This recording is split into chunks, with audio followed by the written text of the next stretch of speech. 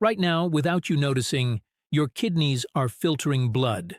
Not once, not occasionally, continuously every minute of every day, cleaning roughly enough blood to fill a small bathtub before the sun sets tonight.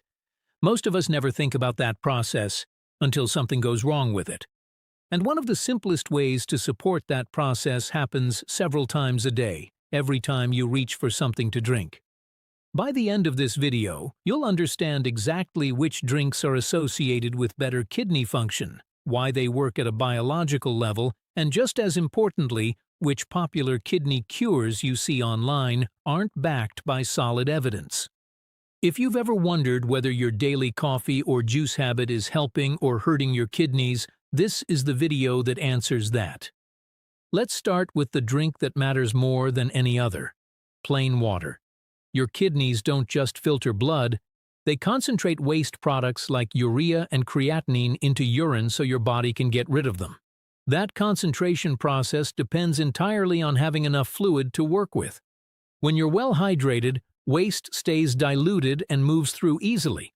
When you're not, your kidneys have to work harder to do the same job, and over time, that extra strain is linked to a higher risk of kidney stones and reduced kidney efficiency. According to Mayo Clinic guidance, general fluid needs are often estimated around 11.5 cups a day for women and about 15.5 cups for men. But that figure includes water from food, and your actual needs shift with activity level, climate, and overall health. There's no single perfect number for everyone, and that's actually the point. Consistency matters more than hitting an exact target. One helpful low-effort check is simply looking at urine color. Pale yellow generally suggests good hydration, while consistently dark urine can be a sign to drink more. Here's something people don't always realize: more water isn't automatically better for every kidney. For people with advanced kidney disease, the kidneys may struggle to remove excess fluid, and overhydration can actually become a problem. This is exactly why the National Kidney Foundation recommends working with a healthcare provider to determine a personal fluid target rather than assuming a blanket number applies to you. Now, if plain water feels boring, you're not alone. And that's actually where tea comes in. Green tea has been studied specifically for its antioxidant content, particularly a compound called EGCG.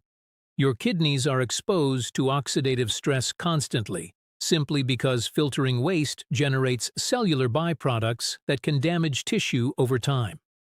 Research, including studies published in nutrition and clinical journals, suggests EGCG may help reduce that oxidative damage and support healthier blood vessels, which matters because your kidneys rely on a dense network of small vessels to filter blood efficiently.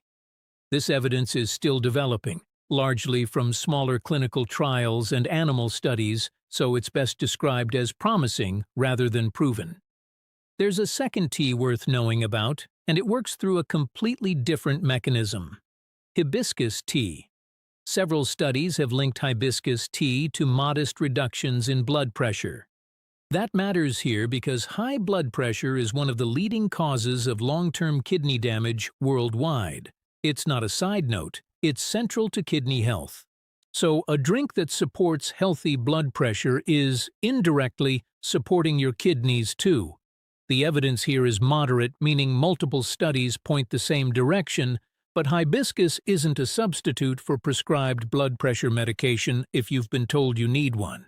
If you've noticed a pattern by now, it's this: almost nothing on this list works by directly cleansing your kidneys the way marketing language often implies. Your kidneys already do that job on their own. What these drinks actually do is reduce the burden placed on that system through hydration, lower blood pressure, or reduced inflammation. Let's talk about one of the most searched topics in kidney health: cranberry juice. You've probably heard it prevents urinary tract infections. The real answer is more nuanced.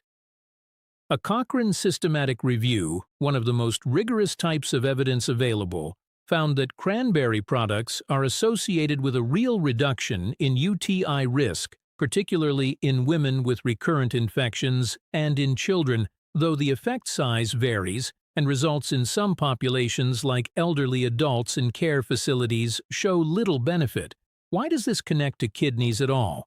Because untreated urinary tract infections can occasionally spread upward and affect kidney tissue. So the connection between cranberry juice and kidney health is real, but it's indirect, and it's about prevention support, not treatment. If you do try it, unsweetened cranberry juice matters. Many cranberry drinks are mostly sugar, and added sugar is linked to its own set of metabolic problems that can add stress to the kidneys over time. Here's the insight that ties a lot of this together, and it's worth pausing on. Your kidney health over decades is shaped less by any single superfood drink and more by the everyday chemistry you create around your kidneys: hydration levels, blood pressure, inflammation, and blood sugar. The drinks that help are the ones that quietly influence those four things, again and again, thousands of times over a lifetime. Next, lemon water, a small habit with an interesting mechanism behind it. Lemons are rich in citric acid, which the body converts into citrate.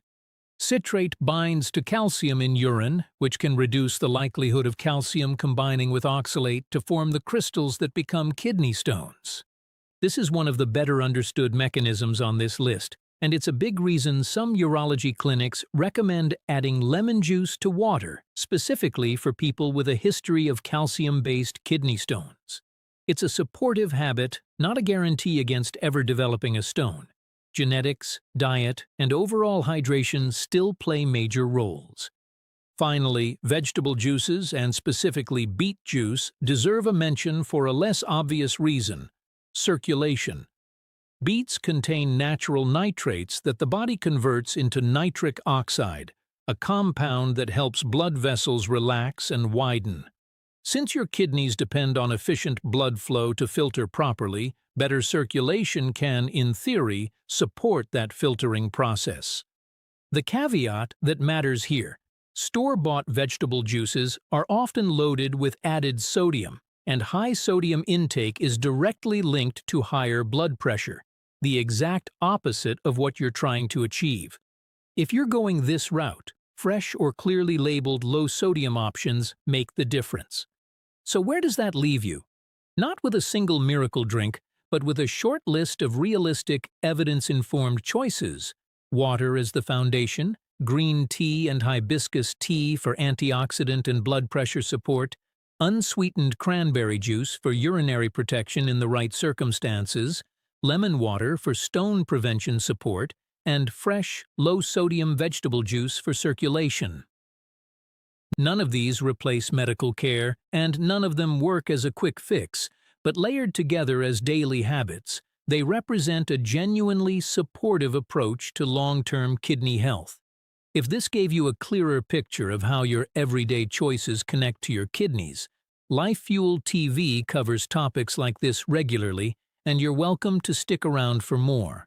I'd also be curious, of the drinks covered here, which one is already part of your routine and which one might be worth adding?